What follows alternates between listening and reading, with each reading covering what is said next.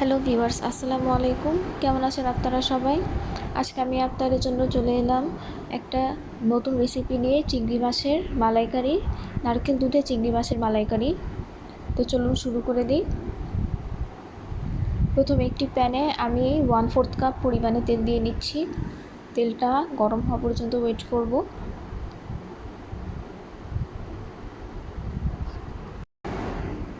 তেল গরম হয়ে এসেছে, এবার আমি 500 গ্রাম বাগদা চিংড়ি দিয়ে দিয়েছি।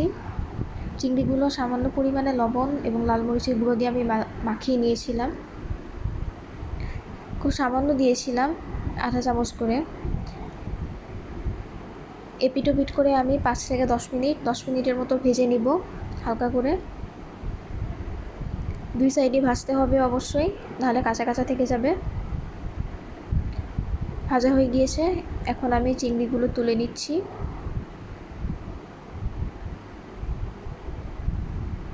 সবগুলো চিংড়ি তুলে একই তেলে আমি পেঁয়াজ দিয়ে দিচ্ছি আধা কাপ।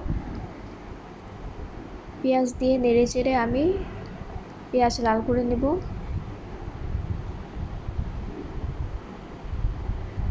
পেঁয়াজ লাল করা হয়ে গেলে আমি একে একে মশলা দিব। প্রথমে দিচ্ছি একটা দারুচিনি মিডিয়াম সাইজ, 3টে এলাচি, 3টা লবঙ্গ, 2 টেবিল চামচ আদা বাটা, 2 টেবিল চামচ রসুন বাটা। এই সব মশলা দিয়ে আমি একটু নেড়ে নিচ্ছি।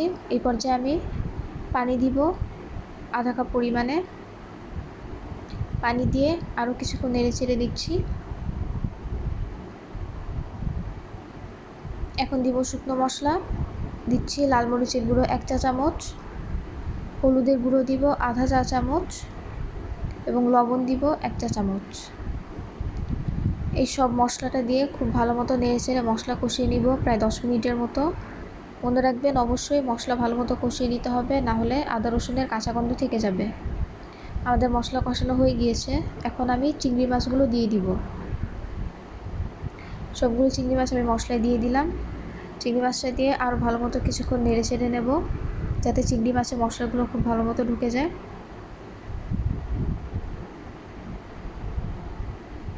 ভালো মতো চিংড়ি দিয়ে নেড়ে চেড়ে এখন আমি নারকেল দুধ দিয়ে দিব, প্রায় আধা কাপ পরিমাণে দিচ্ছি শুরুতে।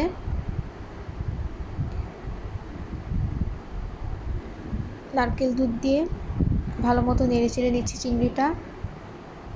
আমি বাসায় একটা নারকেল থেকে দুধ দুয়ে নিয়েছি।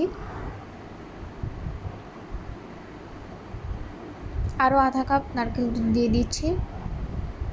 সর্বমোট 1 কাপের মতো আমি নারকেল দুধ দিয়ে দিয়েছি। এখন আমি জাস্ট চিংড়িটা সেদ্ধ হয়ে আসা পর্যন্ত ওয়েট করব, আর কিছুই না।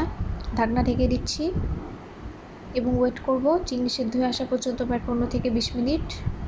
প্রায় 20 মিনিট পর ঢাকনা উঠিয়ে আমি আধা চা চামচ চিনি দিয়ে দিচ্ছি এবং আমাদের চিংড়ি হয়ে গিয়েছে। এখন আমি নামিয়ে ফেলব। এখন আমি একটা ডিশে সার্ভ করব। ব্যাস, তৈরি হয়ে গেল মজাদার নারকেল দুধে চিংড়ি মালাইকারি। অবশ্যই আপনারা ট্রাই করবেন এবং জানাবেন কেমন হয়েছে। ধন্যবাদ।